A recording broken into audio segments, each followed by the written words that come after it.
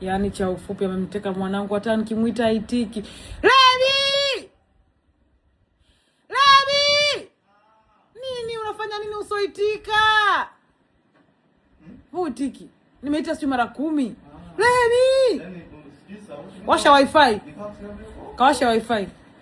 Uko usiki? Uko unafanya nini? Uko unafanya nini? Ulikuwa unaongea na simu. Mimi nakuita hivyo mara 9. Kawasha wifi. Washa wifi. Bila mapenzi. Mimi nakupayuka hivyo. Mtu mko nyumba moja asisikie. Ila cha ufupi.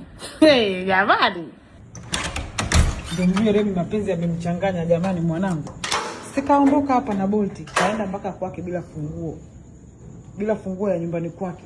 Ndio karudi tena. Dada, mfungulie naomba funguo. Kisa kuongea na simu na cha ufupi mpaka mtu anaacha funguo jamani.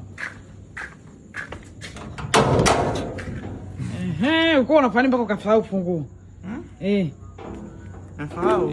Uko unafanya mpaka sababu lini wewe uondoka kwangu ukasahau funguo yako kwangu? Lini? Shika funguo ya geto lako. Ulikuwa unafanya nini? Kama hujakuwa unaongea na simu sema kweli. Apia mwenetu. Ulikuwa unaongea na cha ufupi ndio.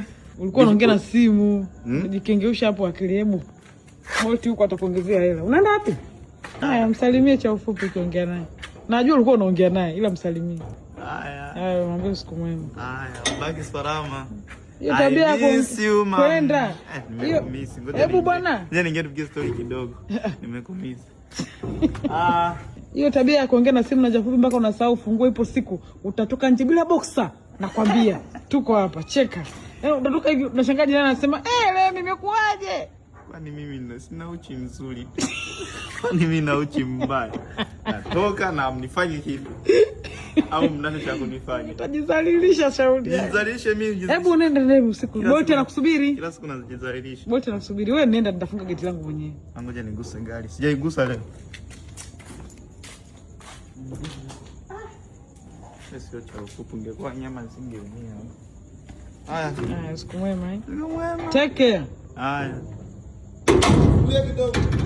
Mimi nitakupiga. Linaenda linarudi.